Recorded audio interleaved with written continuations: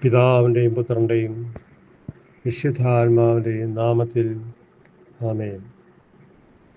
എൻ്റെ ജീവിതത്തെ ഞാൻ വെറുക്കുന്നു. എൻ്റെ പരാതികൾ ഞാൻ ഉച്ചത്തിൽ വിളിച്ചു പറയും. എൻ്റെ ജീവിതത്തെ ഞാൻ വെറുക്കുന്നു. ഹല്ലേലൂയ. ജോബിൻ്റെ പുസ്തകമാണ് നമ്മൾ കടന്നുപോയിക്കൊണ്ടിരിക്കുന്നത്. ജോബിൻ്റെ പുസ്തകം 10-ാം അധ്യായം 1 മുതൽ 21 വരെയുള്ള തിരുവചനമാണ് നമ്മൾ ഇന്ന് ധ്യാനിക്കുന്നത്. ഹല്ലേലൂയ. യേശുവേ നന്ദി, യേശുവേ ആരാധന.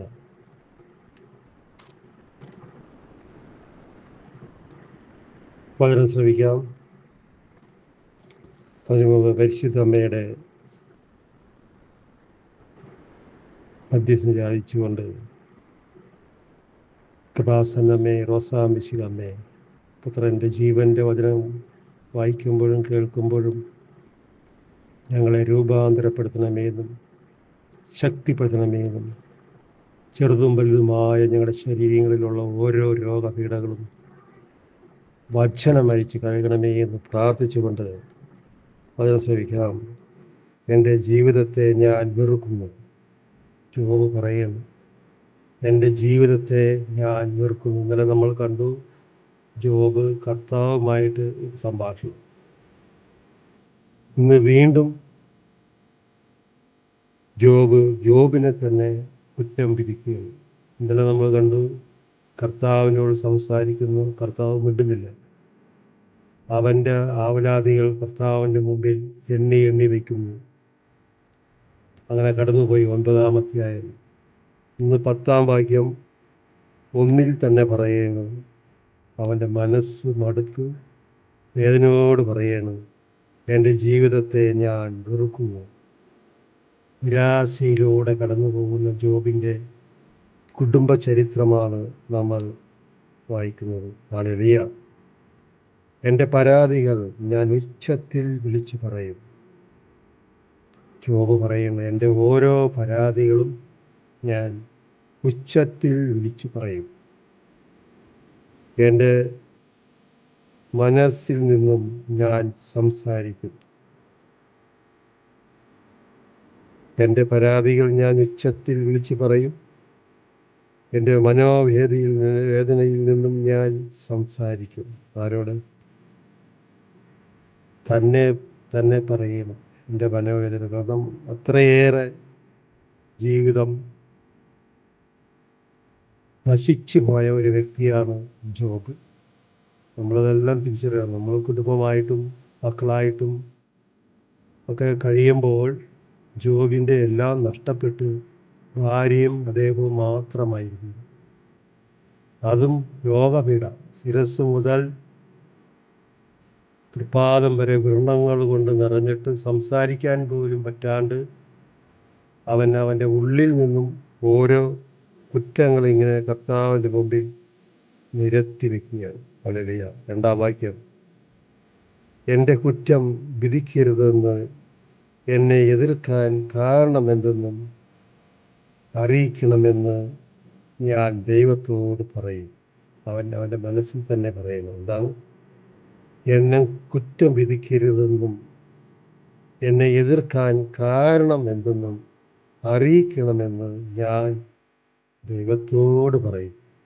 എന്ത് പാവം ചെയ്തിട്ടാണ്, എന്ത് കുറ്റം വിധിക്കുന്നത്? രോഗമൊക്കെ എടുത്ത് തന്നതെല്ലാം ജോബ് എണ്ണി എണ്ണി ദൈവമായ കർത്താവിൻ്റെ മുമ്പിൽ പറഞ്ഞുകൊണ്ടേയിരിക്കുകയാണ്. ഹല്ലേലൂയ. അങ്ങയുടെ സൃഷ്ടികളെ പീഡിപ്പിക്കരുതെന്ന് ചിന്തിക്കുന്നതും ദുഷ്ടൻ്റെ പദ്ധതികളല്ലേ. അങ്ങയുടെ സൃഷ്ടികൾ, അത് എല്ലാം മുതലേ മനുഷ്യനായാലും വൃദ്ധായാലും പക്ഷികളായാലും എല്ലാം സൃഷ്ടിച്ചത് ദൈവമായ കർത്താവാണ്. അവരെ പീഡിപ്പിക്കുന്നതും നിന്ദിക്കുന്നതും ദുഷ്ടൻ്റെ പദ്ധതികളല്ലേ? ശരിയല്ലേ? ദൈവമായ കർത്താവ് ഒരിക്കലും ഒരു വ്യക്തിക്കും രോഗപീഠകളോ തകർച്ചയോ കഷ്ടതകളോ ഒന്നും വരുത്തില്ല. ചെയ്യുന്നത് മുഴുവനും ദുഷ്ടനായ സാത്താനാണ്. ദുഷ്ടനായ സാത്താൻ ഏതെല്ലാം കുടുംബത്തിൽ സന്തോഷമായി ജീവിക്കുന്നുവോ അവരിടയിലേക്ക് കടന്നു വന്നു ആ കുടുംബത്തെ തകർക്കാൻ അവൻ അലറുന്ന സിംഹം പോലെ പാഞ്ഞു നടക്കുന്നു. ഹല്ലേലൂയ.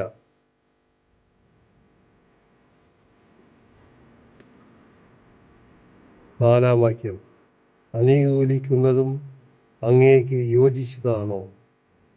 അനുകൂലിക്കുന്നത് അങ്ങേക്ക് യോജിച്ചതാണോ? ഈ ചെയ്യുന്നതെല്ലാം അങ്ങേക്ക് യോജിച്ചത് പ്രവൃത്തിയാണോ എന്നൊക്കെ ജോബ് മനസ്സിൽ ചിന്തിക്കണം. ഹല്ലേലൂയ.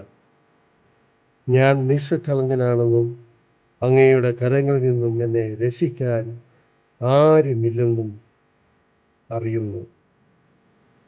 ഞാൻ നിഷ്കളങ്കനാണെന്നും അങ്ങയുടെ കരങ്ങളിൽ നിന്നും എന്നെ രക്ഷിക്കാൻ ആരുമില്ലെന്നും യോബ് തന്നെ പറയുന്നു. ഞാൻ നിഷ്കളങ്കനാണ്, ദൈവഭക്തനാണ്, അനീതി പ്രവർത്തിക്കാത്തവനാണ്, അങ്ങയുടെ കരങ്ങളിൽ എന്നെ രക്ഷിക്കാൻ പറ്റുന്നില്ലേ, ആരുമില്ലെന്നോ എന്നൊക്കെ യോബ് തന്നെ പറയുന്നു. ഹല്ലേലൂയ. അങ്ങ് എൻ്റെ അനീതികളും പാവങ്ങളും അന്വേഷിച്ചു കണ്ടുപിടിക്കാൻ. യോബ് പറയുന്ന 6-ാം വാക്യം, അങ്ങ് എൻ്റെ അനീതികളും പാവങ്ങളും അന്വേഷിച്ച് കണ്ടുപിടിക്കാൻ അങ്ങേക്ക് മനുഷ്യനാകണമെന്നോ? അങ്ങേക്ക് മനുഷ്യനെയാണോ ഉള്ളത്? മനുഷ്യൻ കാണുന്നത് പോലെയാണോ അങ്ങ് ദർശിക്കുന്നത്? യോബ് ചോദിക്കുന്നു, മനുഷ്യൻ കാണുന്ന പോലെയാണോ ദൈവമേ നീ ദർശിക്കുന്നത്?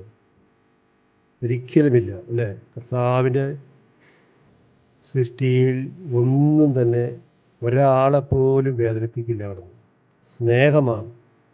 നമ്മുടെ ദൈവമായ കർത്താവ് സ്നേഹമാണ്. പിന്നെ ഇതാരാണ് ചെയ്യണത്? ദുഷ്ടനായ സാത്താൻ. ആ സാത്താനുമായി കർത്താവ് ചെയ്ത ഒരു ഉടമ്പടിയാണ് ഇപ്പോൾ യോബിൻ്റെ കുടുംബത്തിൽ കിടന്ന് സാത്താൻ അരങ്ങേറിക്കൊണ്ടിരിക്കുന്നത്. അങ്ങയുടെ കരങ്ങൾ എനിക്ക് രൂപം നൽകി.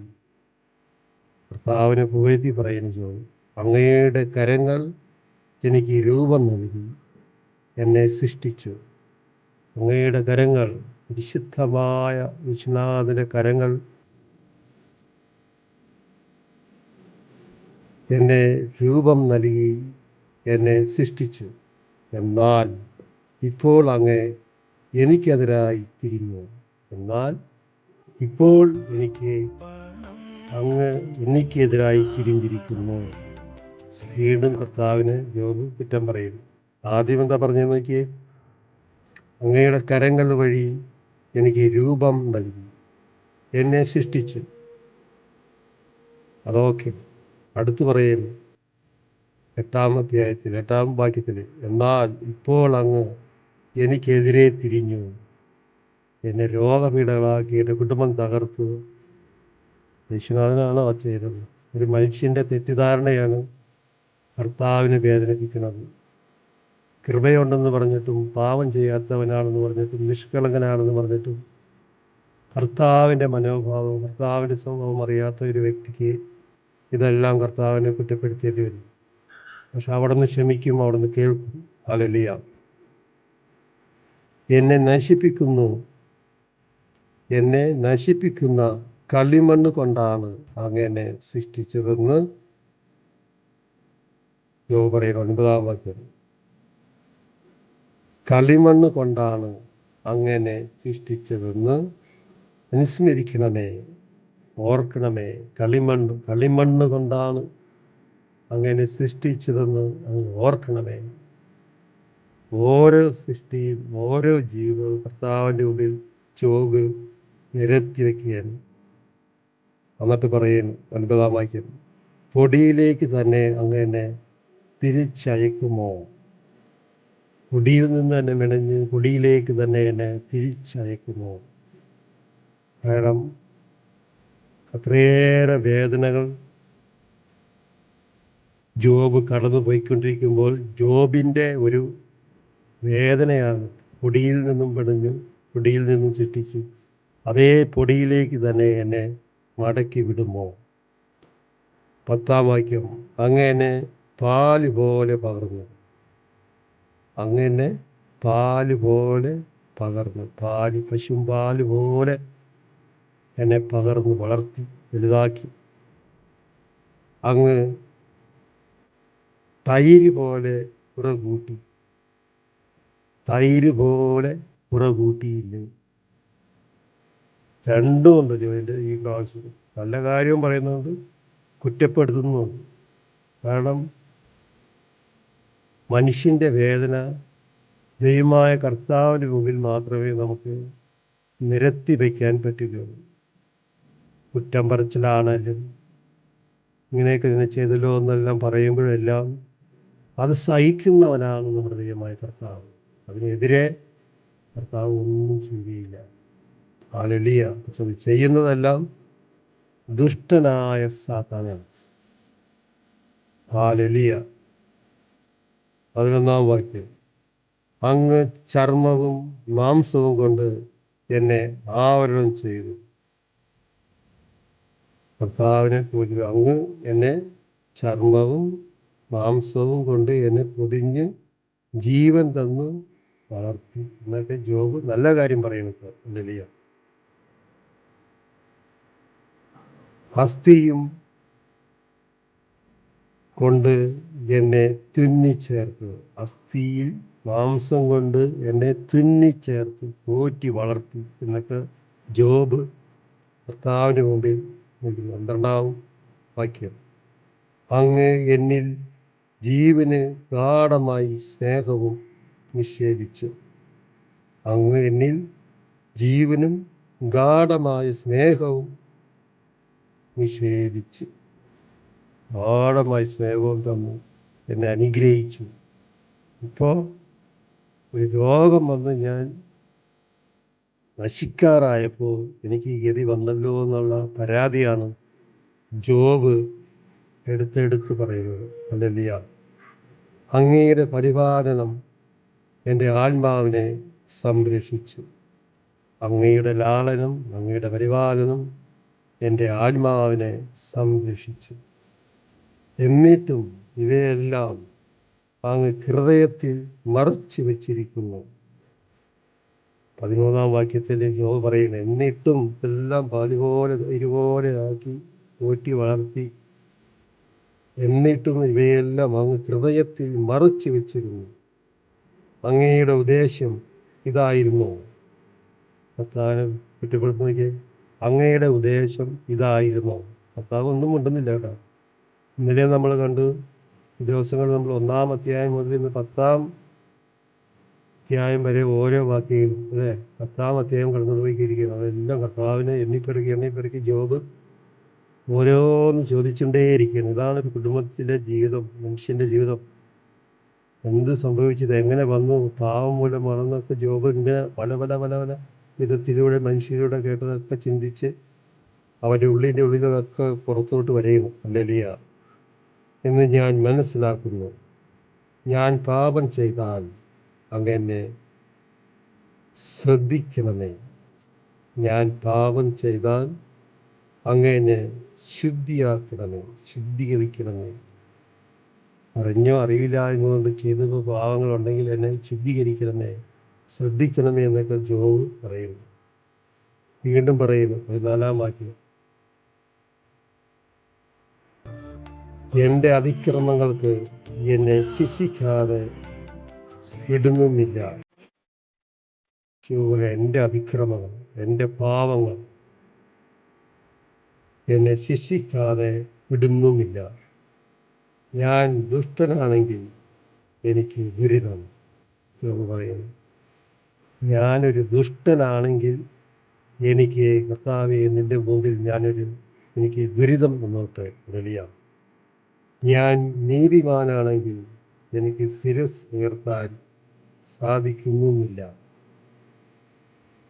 നീതിമാനാണെങ്കിൽ അത് ശിരസ് ഉയർത്താനും പറ്റുന്നില്ല. പല പല ചിന്തകളാണ്. ഇങ്ങനെ എന്തുകൊണ്ട് സംഭവിച്ചു, എന്തെന്ന് വന്നു. അടിപൊളിയായിട്ട് ജീവിച്ചിരുന്ന ജോബിൻ്റെ വേലി കെട്ടി സംരക്ഷിച്ചിരുന്ന യേശുനാഥൻ സാത്താനുമായി ഒരു വെല്ലുവിളിയിലൂടെ സാത്താന് ദൈവമായ കർത്താവ് വേലി തുറന്നു കൊടുത്തപ്പോൾ അവൻ കയറി നിരങ്ങി ഏക്കം നശിപ്പിച്ചു കളഞ്ഞു. എന്നിട്ടും ജോബ് വണങ്ങാതെ വന്നപ്പോൾ അവന് ശരീരത്തിലേക്ക് കയറി രോഗപീഠകൾ കുത്തിവെക്കാൻ തുടങ്ങി. ഹല്ലേലൂയ, യേശുവേ നന്ദി. അപമാനബോധത്തോടെ ഞാൻ എൻ്റെ പീഡകളെ കാണുന്നു.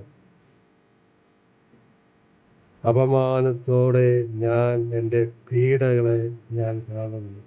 എൻ്റെ ദുരിതങ്ങൾ, കഷ്ടതകൾ, പാപങ്ങളെല്ലാം ഞാൻ ഓർക്കുകയാണ്. കാരണം ഏതൊരു വ്യക്തിക്കും പറ്റുന്ന ഒരു അപകടമാണ് രോഗപീഡയിലിരിക്കുമ്പോൾ. നമ്മൾ പുറത്തോട്ടിറങ്ങാനോ ഒരു മനുഷ്യനോട് സംസാരിക്കാൻ പറ്റാതിരിക്കുമ്പോഴാണ് അവൻ്റെ ജീവിതത്തിലെ തെറ്റുകുറ്റങ്ങൾ ചെയ്യാത്തതും ചെയ്തതുമെല്ലാം ഓർമ്മയിൽ പൊങ്ങി വന്നിട്ട് കർത്താവിൻ്റെ മുമ്പിൽ വിളമ്പുന്നത്. ഹല്ലേലൂയ. ഞാൻ ശിരസ്സുയർത്തിയാൽ സിംഹത്തെപ്പോലെ അങ്ങനെ വേട്ടയാടും. ഞാൻ ശിരസ്സുയർത്തിയാൽ സിംഹത്തെപ്പോലെ അങ്ങനെ വേട്ടയാടുമെന്നുള്ള ദുഃഖം ജോബിനെ വിലസിക്കൊണ്ടിരിക്കുകയാണ്. ഹല്ലേലൂയ, യേശുവേ നന്ദി, യേശുവേ ആരാധന. വീണ്ടും അങ്ങ് എനിക്കെതിരായി അത്ഭുതങ്ങൾ പ്രവർത്തിക്കും. യോബ് പറയുന്നു, വീണ്ടും എനിക്ക് അങ്ങ് ഒരു അത്ഭുതം പ്രവർത്തിക്കുമെന്ന് ഞാൻ വിശ്വസിക്കുന്നു. പുനഃസൃഷ്ടിക്കുമെന്ന് യോബ് വിശ്വസിക്കുന്നു. രണ്ടും പറയുന്നു. എന്നെ പൊടിയിലേക്ക് അയക്കുമെന്നും പറയുന്നുണ്ട്, അത്ഭുതങ്ങൾ എന്നിൽ പ്രവർത്തിക്കുമെന്നും യോബ് പറയുന്നുണ്ട്. എനിക്കെതിരെ അങ്ങ് പുതിയ സാക്ഷികളെ അവതരിപ്പിക്കൂ. എനിക്കെതിരെ പുതിയൊരു സാക്ഷികളെ കൂടി അവതരിപ്പിക്കൂ. എൻ്റെ നേർക്കുള്ള പീഡനങ്ങൾ അങ്ങ് വർദ്ധിപ്പിക്കൂ. പുതിയ സൈന്യത്തിനെതിരെ അങ്ങ് എനിക്കെതിരെ അണിനിരത്തൂ. ചെയ്തു പോയ പാവങ്ങളൊക്കെ ഓർത്തിങ്ങനെ ചെയ്യാത്തതും ചെയ്തതൊക്കെ ഓർത്ത് കർത്താവിൻ്റെ മുമ്പിൽ എണ്ണിപ്പിറക്കി കരയാണ് ജോബ്. ആരുണ്ട് എന്നെ സഹായിക്കാൻ? ആരുണ്ട് എന്നോട് സംസാരിക്കാൻ? കാരണം രോഗപീഡയിൽ ശരീരം മുഴുവനും വ്രണങ്ങളായിരിക്കുന്ന ജോബിൻ്റെ അകത്ത് ജോബിൻ്റെ ഭാര്യ പോലും ഒരു സംസാരിക്കാൻ വരുന്നില്ല.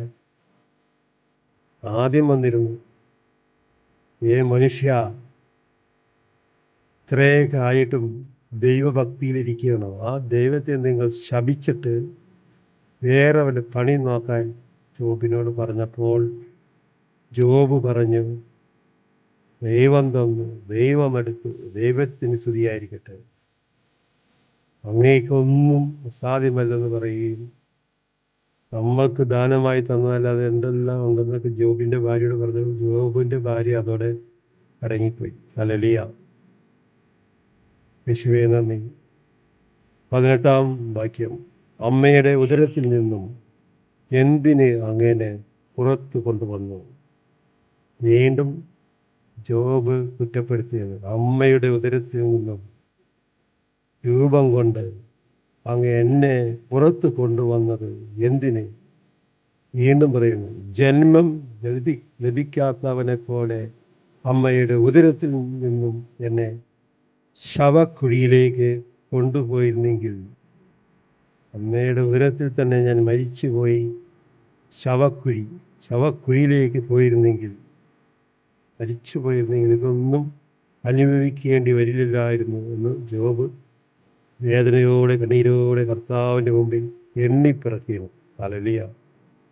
ആരും എന്നെ കാണുന്നതിന് മുമ്പേ ഞാൻ മരിച്ചിരുന്നെങ്കിൽ, ആരും എന്നെ കാണുന്നതിന് മുമ്പേ ഞാൻ ഈ ലോകം വിട്ടു മരിച്ചു പോയിരുന്നെങ്കിൽ, ജോബിൻ്റെ ദൈനികമായ വിഷമത്തിലൂടെ കർത്താവിൻ്റെ മുമ്പിൽ കടന്നു പോവുകയാണ്. 22-ാം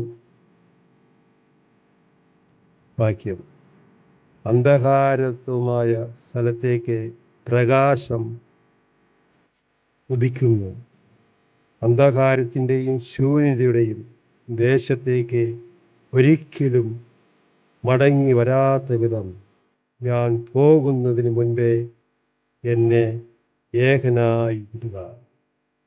അന്ധകാരത്തിലേക്ക് മടങ്ങി പോകുന്നതിന് മുൻപേ എന്നെ ഏകനായി വിടുക, എന്നെ തനിച്ച് വിടുക എന്ന് പറഞ്ഞിട്ട് കർത്താവിൻ്റെ മുമ്പിൽ സാഷ്ടാംഗം വണങ്ങി ജോബ്.